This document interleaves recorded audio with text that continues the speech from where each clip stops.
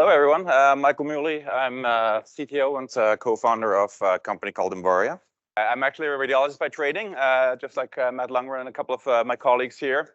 Also trained at Stanford, and that's, spent a lot of time with Matt Lungren there.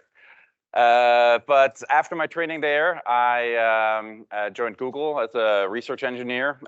Really excited about AI, right? I really went into medicine because of that potential that to bring the medicine. And around 2012, right, first convolutional neural networks came up, and immediately a lot of excitement in application to medical imaging. Right? Very natural area for application for something like that. Then there was a batch of first radiology AI companies, as I like to call them, focusing on some very generic problems, a lot of focus on mammography for breast cancer detection, lung cancer detection. As a radiologist, I was always kind of skeptical of those applications. The challenge being our company. The challenge being, we already do this quite well as radiologists, right? So you're not going to surpass radiologists by a lot, and none of the models really have in any significant way. Statistically, they perform as well as expert radiologists do. But it was clear that there is a very interesting area for application of AI in medical imaging. So the question was, what is that? As I spent my time at Google, we did exactly the same thing. We focused on mammography, we focused on lung cancer. And why is that? It's ultimately, there's a lot of images there, right? It's a big market in terms of the number of studies that are done. But again, you're not going to do a lot better than a radiologist. So then, my co-founder and I, Josh Riker, also a radiologist, we spend a lot of time, talking about what are some of those problems that you can actually address with AI, where there may actually be more uptake. One of the big challenges of the first set of companies was they had great products. They got a lot of venture funding, but really very little uptake in the market. Nobody was willing to pay for their products. So we really decided to focus on the value that the solution to a problem can provide, right? And serious diseases is where we landed on. Rare diseases, which are quite difficult to diagnose, as Matt was mentioning earlier, and actually result in misdiagnosis that costs about $100 billion annually in the US. There's about 6,000 or so rare diseases if you pull up one of those rare disease manuals. As a radiologist, I don't know all of them. I don't even know most of them, right? And that's exactly the problem that most radiologists face too. A lot of these are rare. You see a couple of cases in a textbook, then you may or may not ever see one during your practice. A lot of those things are not something that you ever see. But at the same time, there are a lot of people who have rare diseases just because of the sheer number, and they typically have a 5 to 8 year delay in diagnosis. So big problem, right? Does affect a lot of people, and actually generates a lot of cost. And so, right, how do you bring AI into radiology, into medical imaging, healthcare in general? Right? Ultimately, it's a business problem. I started out at Google Brain at the time, Google AI, as a research engineer. I actually went over into product because the main challenge is not how do we build AI. It's really how do we get people to adopt AI? How do we make it useful clinically? And that's really the business problem, right? So that first group of AI companies, medical AI companies, right, they really pursued a health tech SaaS model. Okay, we're going to provide you with this platform, right? You're going to run 10,000 studies a year. It's going to be this much. Now, the question on the medical practice side is, where does that money come from, right? So, if you're not familiar with how healthcare in the US is paid, it's fee for service. So, I look at a study, I read a chest X-ray. The hospital gets paid for the chest X-ray acquisition, technical fee, and then I, as a radiologist, get a professional fee that goes to my practice. Now, who is going to be paying for the technology there? The radiologist is the one who ultimately benefits from the better results, and it making it easier to read those studies. But there's the professional fee is relatively small. So practices didn't want to pay for those technologies.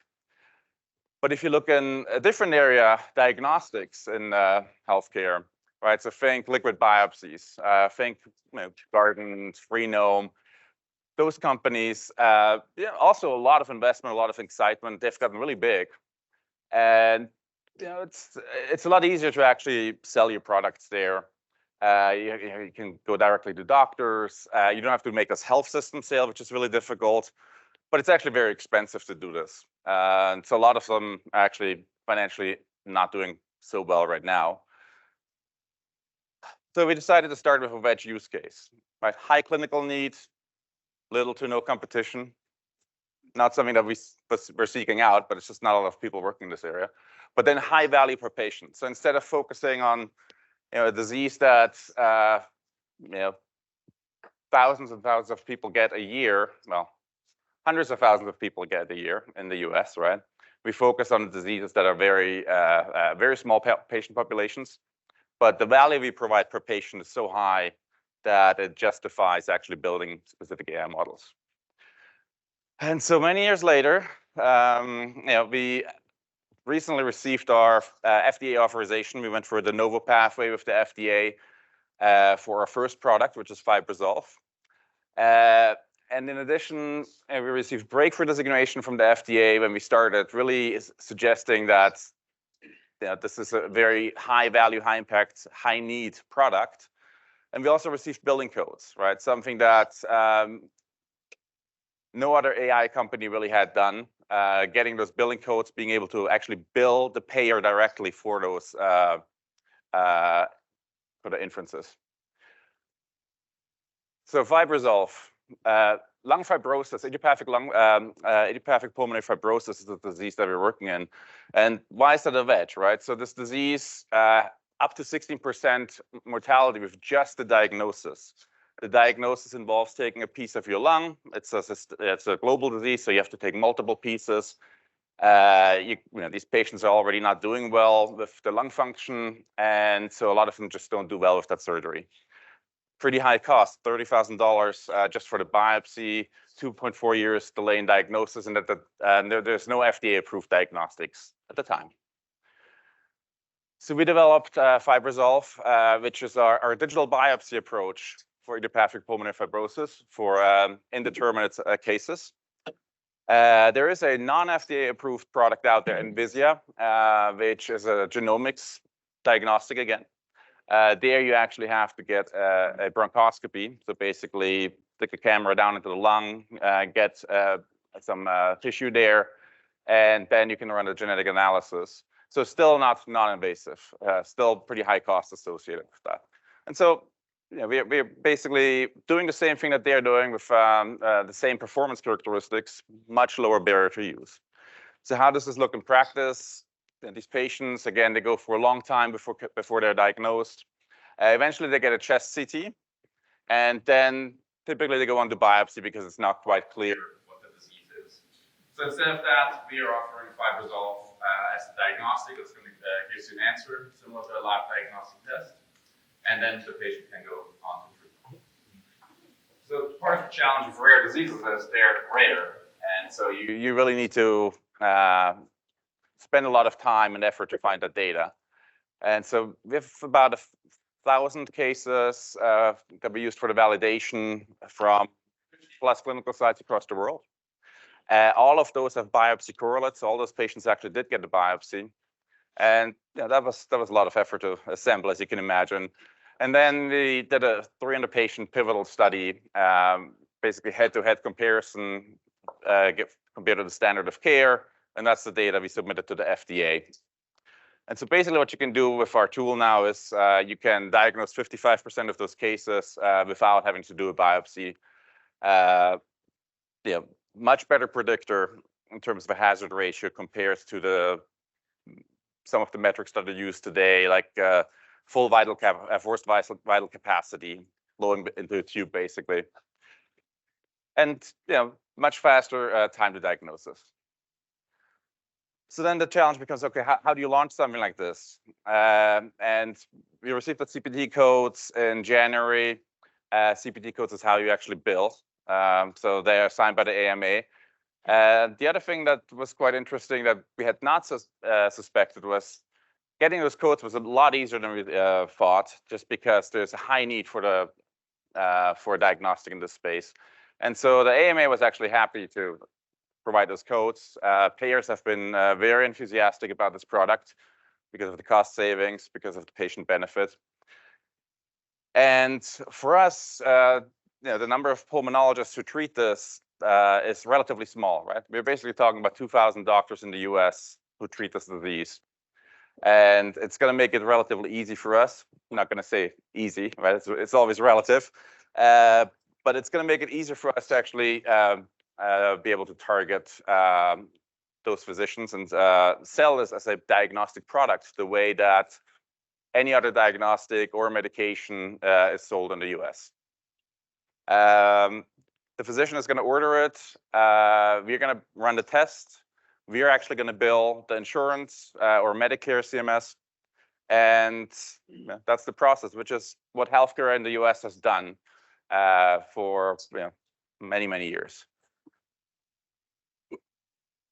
Next, once you have this product that is really focused on replacing a biopsy, what you want to do is find those patients earlier, right? So those patients are still delayed in their diagnosis, but you could pick them up earlier.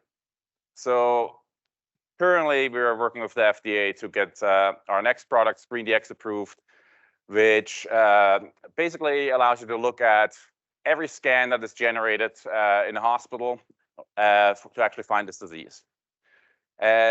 This way, you're able to diagnose the disease about 2.4 years earlier, right? Part of this disease is the lung function gets worse and worse. It's not reversible, right? Fibrosis means scarring. So once it's scarred down, there's no way to go back. So that's really the next thing then, is doing this at a larger scale, right? Picking up these patients earlier and getting them the treatment that they ultimately need. So we have a long list of other products that we are working on in other disease areas. But I just want to illustrate the pain that you have to go through to work with the FDA, right? So we started in April 2020 is when we received our seed funding. We actually received our FDA breakthrough designation in November of 2019. When I left Google 2 weeks before the lockdowns in February 2020, I didn't anticipate that there was going to be a lung disease that was going to take everybody's attention, including the FDA. So that delayed things a little bit. It took 4 years for us to get from the funding, early model development to the actual approval by the FDA and getting those CPT codes. We're now going to launch commercially. July 1st is when the codes go live, when we're going to be able to start billing insurances and build out our product pipeline. Ultimately, this is a product that is going to save 18 lives per 1,000 biopsies, right? 16% mortality. And so those patients who are undergoing a biopsy have a pretty significant risk of dying from that, and we'll be able to prevent that. Thank you very much.